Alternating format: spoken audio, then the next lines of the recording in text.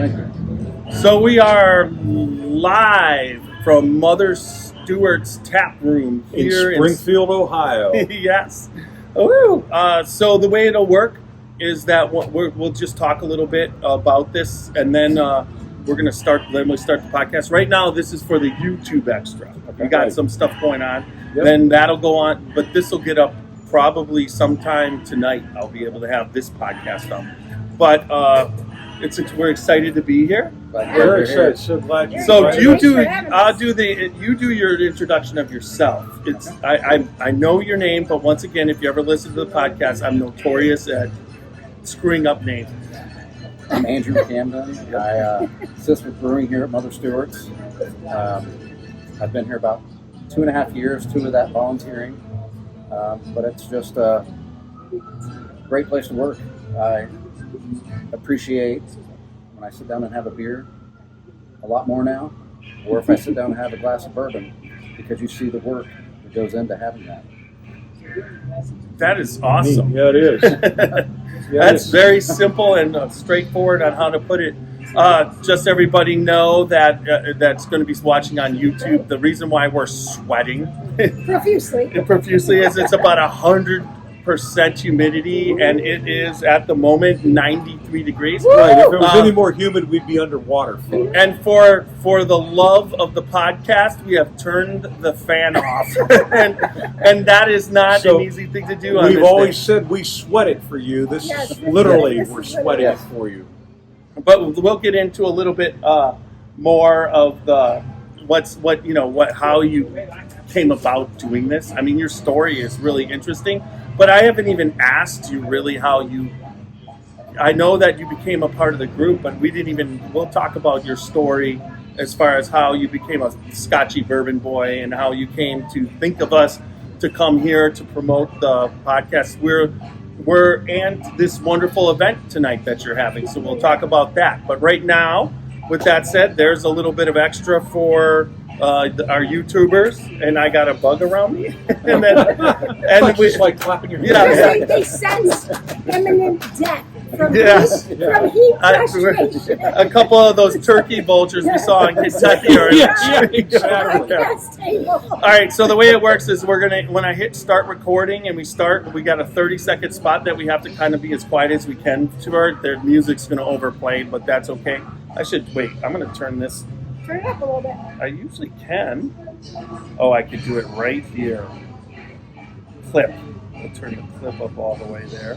All right, so that'll overpower. So, and then we go straight into the music, and after the music, we'll introduce the Scotchy Bourbon Boys, all right? All right, here we go. We'll get ready to go.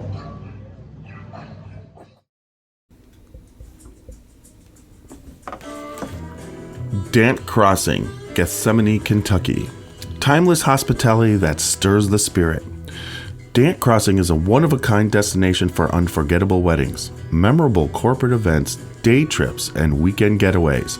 The pastoral campus is anchored by Log Still Distillery and includes an amphitheater that seats 2,000, a 12-acre lake for fishing and unique lodging options, creating an immersive experience that's rooted in the community and culture of our little slice of Kentucky. More attractions will open soon at Dant Crossing, including our 21,000 square foot distillery, which we will have the ability to produce 15,000 barrels of spirit each year, a network of wooded walking trails, fully functional private train depot, farm-to-table restaurant, and the Legacy, a premier wedding and events venue. Whether you're looking to host an event, book a stay, or reserve a tasting, we're ready to welcome you. Learn more at dantcrossing.com. Spirits of French Lick is proud to introduce the Matty Gladden Bottled and Bond Bourbon. This 4-year aged bourbon is double pot distilled and non-chill filtered and has a full-bodied mouthfeel with eucalyptus, molasses, clove, ginger, and slight citrus as well as grains of paradise. The finish is long and reappearing on the back of the tongue with notes of pepper, tobacco leaf, and mint cream.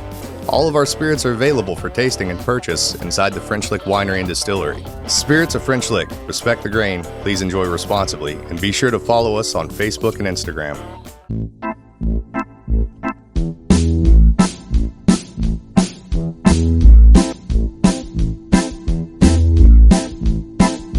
Oh, show me the way to the next whiskey bar.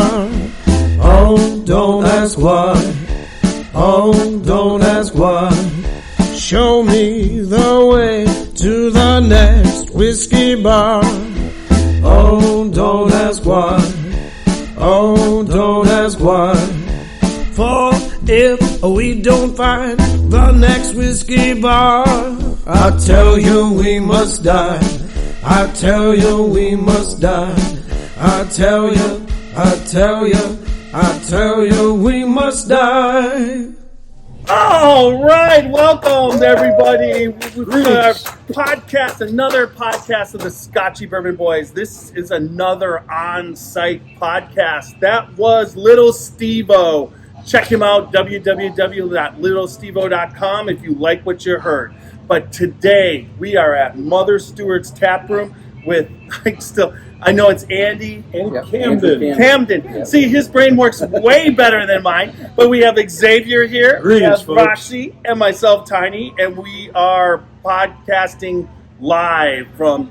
Now, the event that we're doing is called Bourbon and Cigars, right? Correct. Yes. And yes. Tonight we're kind of excited because that whole event, you've got the tasting, you've got people from a couple different distilleries, which I know Dayton Barrel Works is going to be Manor here. Distilling Yep.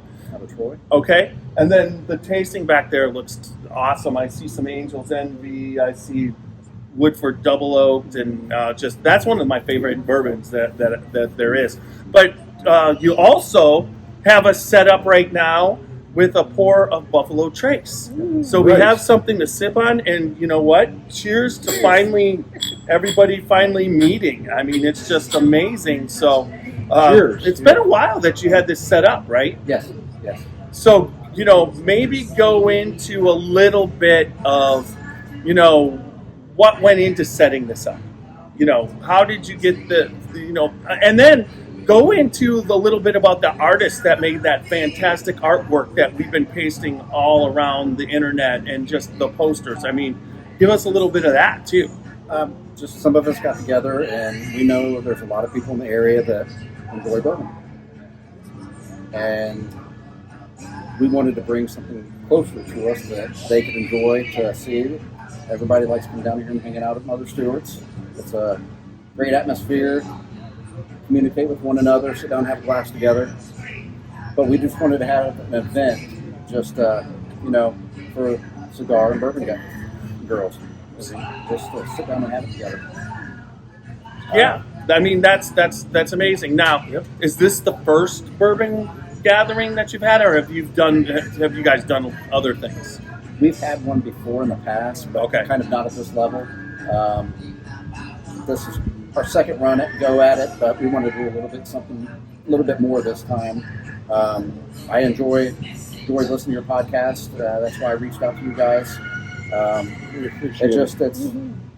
It just felt like just guys and girls sitting around chatting. That's pretty much it.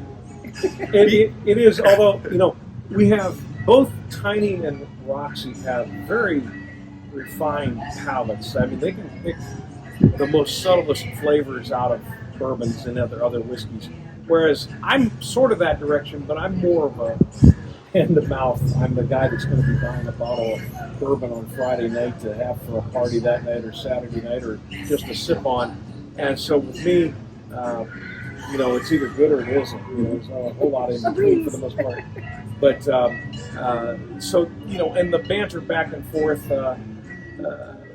it's just a bunch of people sitting around. It's a bunch of guys and ladies cutting up and just having some fun, and that's what we're all about. The poster you talked about, Rick Slark from Slark Consulting got a hold of Molly Matten, which is one of the local artists, and she was the one that kind of put the poster together for the event, which I think she did a great job. It's very cool. Yeah, I mean, it's Very cool. beyond a great job. I mean, when it comes to the coolness, I mean, she's like on Bond level producing. I mean, that whole picture, the colors, everything just kind of That did remind says me of a bourbon. James Bond thing. It's funny you said that. How cool it is. I mean, you got the whole style and everything. I mean, honestly, that poster made me proud to be part of the event. Well, all right, we got some action out there. And many people don't know that Tiny worked in advertising and was a graphic artist and designer and retoucher and photographer for 26 years. So he knows how to evaluate his.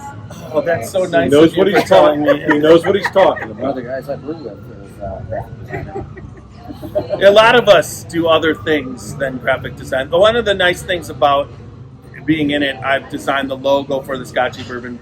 This Our wonderful new keeps banner behind us. me creatively. I get my fix. Creative. I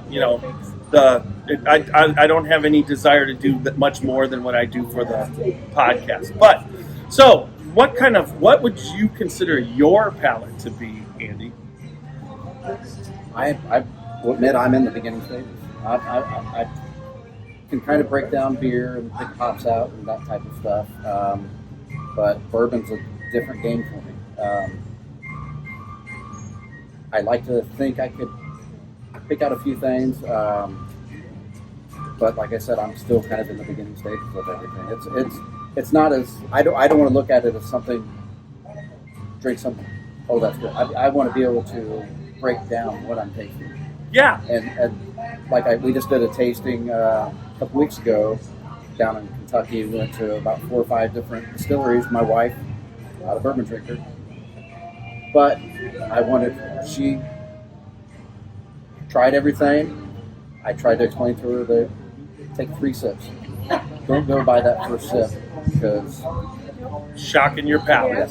yes. And that's kind of how I was taught to do it. So that's where I'm at right now.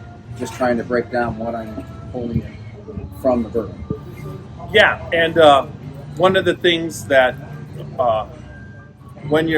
the key to it is first understand get those peppers, those spices, that caramel, where the actual tastes happen. The tip of your tongue is in charge of sweet. The mid palate is more in charge of some of the subtler notes. A lot of times when you're talking about like the cardamom, or you're talking about something floral or whatever, that'll be in the middle palate, and then the back palate's in charge of spice, and then you're in like the oaks. Now some of the oaks will come in the mid palate, but that front palate, but overall knowing where the flavors are, but then educating yourself to flavors. As you know, when you're tasting beer, you know what the hops are supposed to taste like. So when you're picking out something, same thing with bourbon. Like if there's cherry in there or there's something in there, you know what that tastes like, and And then the other aspect of tasting bourbon, in my opinion, is if you can taste something like a mistake or something wrong. Because if you're those high ethanols or those I want to say it's almost like a moldy taste or an earthy taste. Those are distillation, either youngness of the bourbon, or it also is like something could go wrong in the distillate. So you want to identify, because especially as a podcaster, there's so many different palates, and everybody knows that it doesn't matter what Xavier likes or Roxy or myself or you. It only matters what you like. If you don't like it, and if you are trying to do it, you shouldn't drink it. And if it's the whole world wants Pappy, but if you don't think Pappy tastes good, damn, don't drink it. Just like a lot of people like lobster, but there's some people who can't stand seafood. It's the same thing with bourbon or beer. There's something out there for you. There's no doubt about it, right? Yeah. So, also, all right. So with that part in there, we're drinking the Buffalo Trace. Let's just give it a sip and. Or we drank the Buffalo Trace, as the case may be. Well, that one was for you, dear. Whoops. I mean, on the nose. So what I find when you're nosing bourbon or any whiskey, it's got to be in the glass and maybe a couple sips taken, and then do your nose. Because if you nose it right away, there are some of the flavors that are burning off that aren't very, they could be bitter, or they can be, but that'll all come off. And then when you get to that point, like we are now, this has been in the glass, just the rich. Buffalo Trace is just known for that rich caramel. Yep, that's what I pick up right off. It's got honey on the nose and Caramel, honey. caramel, and a little bit of fruit. I get a little like orange or There's a spice there of some There's sort. And a little bit of wood. A little bit There's of definitely wood. There's oak, definitely yeah. wood and oak on the nose.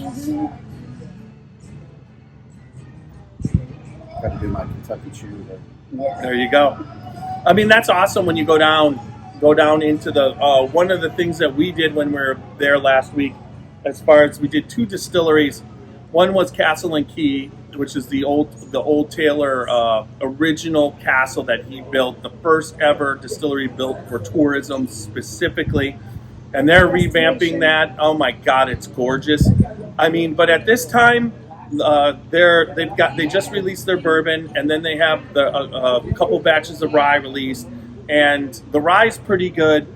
The bourbon is you can tell they're just starting. it's You young. know, Yeah. it wasn't something that they released it on Thursday by a surprise release, and then they released one on Friday, and we were there on Sunday, and I wasn't sad I missed it, even though I would have wanted it, but I got to taste it, and it's a good bourbon, but it's not a great bourbon where you have to wait in line and just get these bottles. But everybody's in line because that's their first batch, and you own the first batch, and then 50 years from now, I have the first batch, and it's Yeah. So those are a lot of things that go into it. But we also did Heaven Hill, and it was called was Bourbon. You do bourbon. You do You do bourbon. And basically, they had on tap 3 different blends of They got a blend of Elijah Craig barrel strength. They take 10 barrels, dump them, and that's the barrel strength. And those And were then- dumped, 2 days before Right, we and the got same there. thing.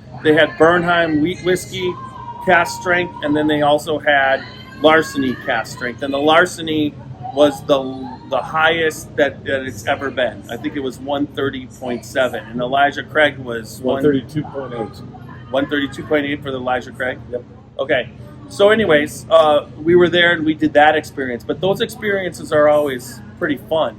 Now, if I could get you down during Kentucky Bourbon Festival in September, and you're a part of the Scotchy Bourbon Boys, there's some. When we go in, we've been at Middle West Distillery here out right in Columbus. We walked in and we got to meet the owner, and we got a whole tour. We've done a podcast with them, started a relationship. So it's kind of like you get some inside access when you're part of the group.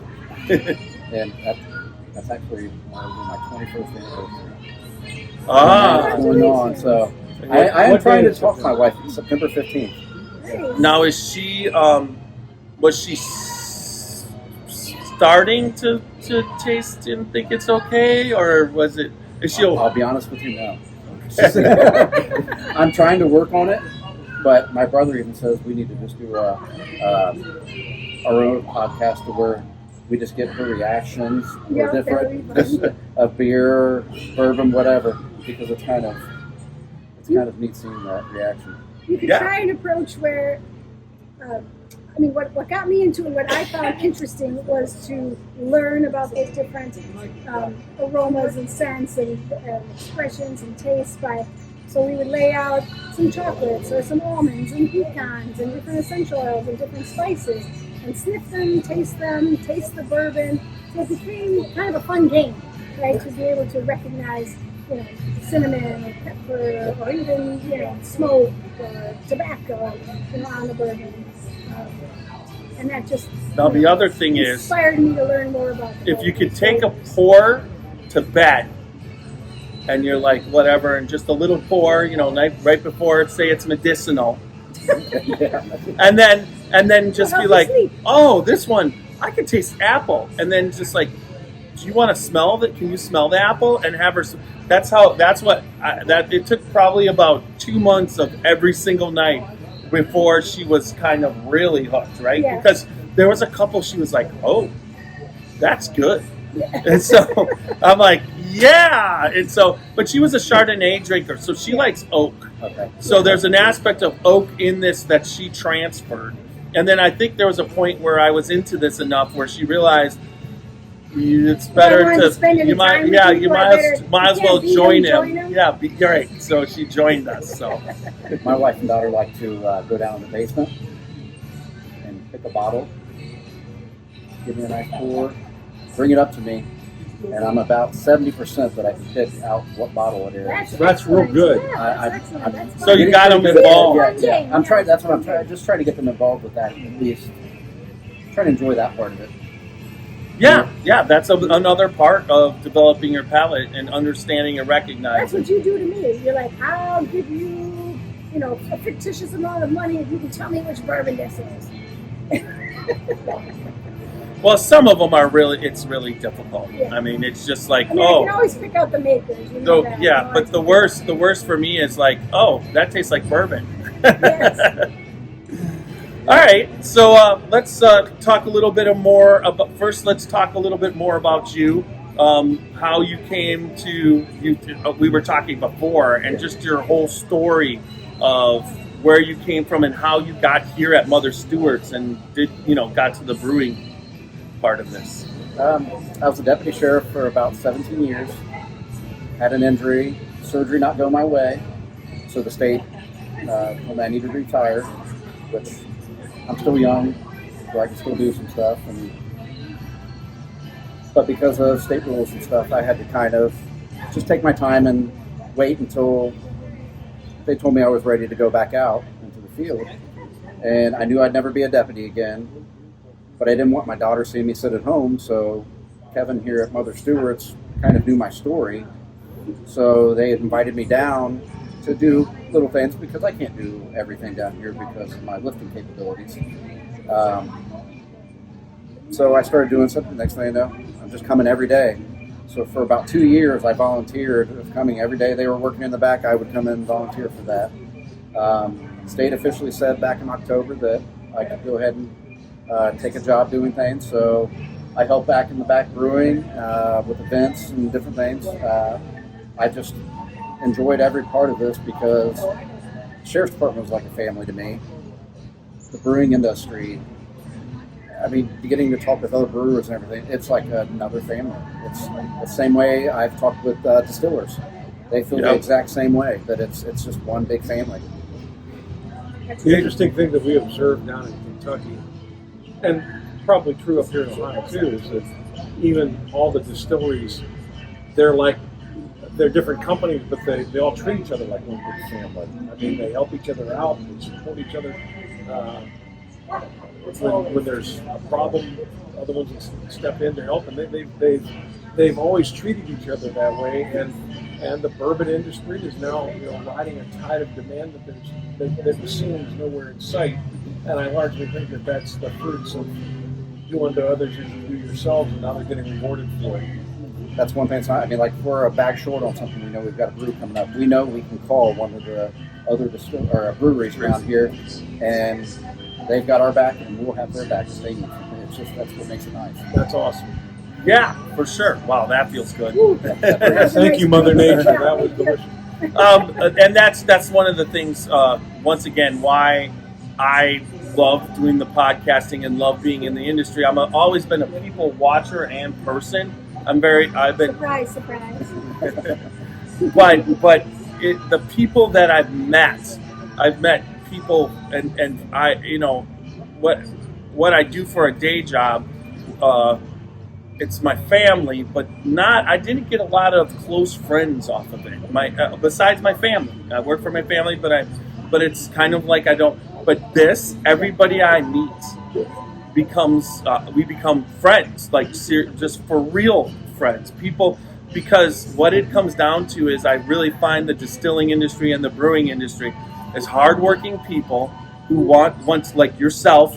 You don't want to sit around and do nothing. You want to basically do something and have value for what you do. And it's consistent in the industry, from the ownership to the people working for the ownership, because they run the business similar to how they run it's not like corporate America or whatever. Once somebody fits in, if they're doing what they need, if they're working with them every day and they're there in the trenches, there's going to be room for if something goes wrong. They're family. They become part of the family, and that's the way it is in the distilling industry. And the acceptance of us into it. I mean, I just can't. Yeah, it's unbelievable. That story you was talking about with John and Sherry Spicer. I mean, that's just insane. You go there and all of a sudden you're from Ohio. Come on over to our house and then shit, whatever. It's all about. Would you guys like to? As I like to say, Yeah. good bourbon equals good friends and good times. And the only way you're going to do that is get out into the world and meet people, right? That's like here at our brewery. You'll see 2 TVs inside and a bunch of tables because he wants communication between one another. I mean, sit down and talk. That's Look over that way. Yeah, there's. I mean, honestly, yes, that's what it's about. This area that you have here is pretty fantastic. Set up the stage. I mean, you've got everything for the stage. And what a great venue! Yeah, and for bourbon and cigars, you got open air. People can light up a cigar if they want. Just a perfect concept, I think. Yeah, for sure. And then tell us a little bit about you were telling us about the actual building. I mean, the history of this building is what your brewery's in is amazing. Phenomenal. They used to make caskets here. John Kennedy's casket was actually made here, and then the sheets from metal from the caskets. There were sheets left over on the second floor underneath the bar.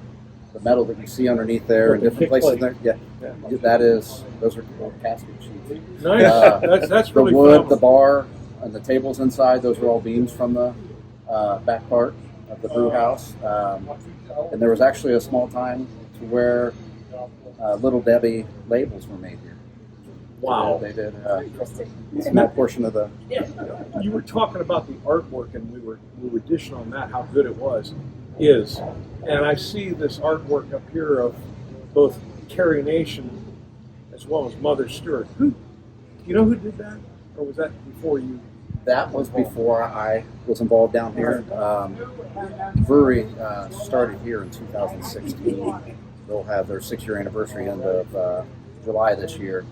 But that was before my time. It kind of divides up Springfield though, the different. Before we finish up on YouTube, before we shut that down, you can grab it. Sure, We'll just give you a pan of Of the the artwork and where we are right now. But I mean, we're getting ready. I mean, it's almost time to start, and it was wonderful to have you on. Share a pour. Oh, wait! I got one last pour. I brought this.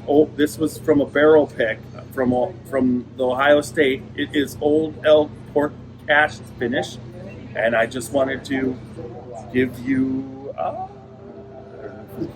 Finish that. I'm going to pour a trace out of it. Yeah. So, I just wanted to.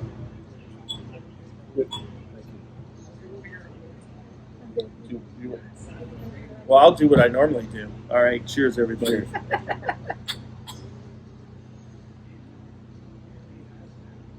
warm Old Elk. It was in the car. It's actually pretty good warmed up. That would be really good on a nice cold winter night, not on a 90. With a cinnamon stick in it. Yeah. That would be awesome. I wonder how that got so hot. Where was it this hot? I mean, it was just right glass. It was an Yeah, air. I don't. We were It really wasn't nicely air conditioned in the car on the way down. Hey, Ultraviolet rays strike the glass, turn to infrared, and they can't escape. Yeah. Consequently, they heat everything inside the glass. I hope this was in my. I think this is. Who knows? Yes. Whatever. I want to thank you guys for coming out here. Slark Consulting for helping with this, Minette Cigars. I appreciate them coming down here. Dayton Barrel Works, Ainer Distilling, and then Kevin and John from Mother Stewarts. I appreciate personally what they've done for me, but it's nice that they can bring the community together. Yeah, I'd like to give a shout. Okay, the wind is blowing. I'd give a shout out to Bill Hockett from Dayton Barrel Works. he's in the area. He's wanted to let everybody know he's sad he couldn't make it, but they're here. So, all right. So, Okay. thank you very much. Great podcast. Thanks, Andy. Yeah, thank you. Good podcast. All right. Nice meeting you. All right. So remember, everybody, www.scotchybourbonboys.com. You can find out everything Scotchy Bourbon Boys. You can get our Glencairns, our T-shirts on the website. And then in the top right-hand corner, if you see it there is a Patreon button. You can support us and get other stuff just like that and better. So remember, we're on all major podcast formats: YouTube, Instagram, Facebook, Twitter, and TikTok. There you go. All right, everybody. Good bourbon equals good times and good friends. And tonight, maybe a little bit of good beer. So remember, everybody, go out there and live your life dangerously. Good night, folks. Thank you. Thank you.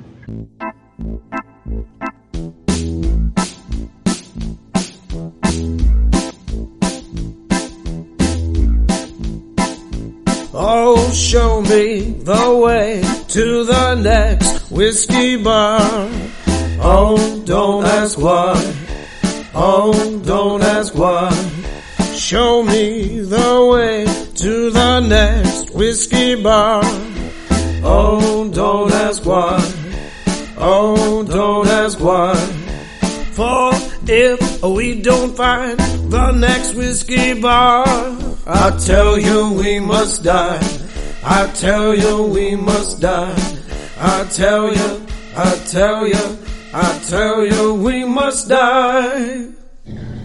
All right. All right. It's the end of the podcast, but we're still with the YouTubers. We're still, yeah. What were you going to say? I was going to tell you, every time I hear that song, Yes. because a lot of the time when I listen to the podcast, I'm mowing grass. I'm out there mowing for about an hour and a half. So I'll sit there and hear that over and over. So that's. But here you're just sitting back drinking bourbon and relaxing. I'm relaxing, yes. Not to do any. So now you're a part of it. And then you'll get to mow your grass and listen to yourself. Yeah, exactly. Right. All right, let's see. We couldn't ask for a much more beautiful day for this. Hey. Open air cigar event. Feel free to turn that fan back on. You know what? Here we go. You ready for me to sign off on the YouTube? Yeah, hold on. Let me just get this to the Scotchy Bourbon Boys. Well, that was. I enjoyed that. That was.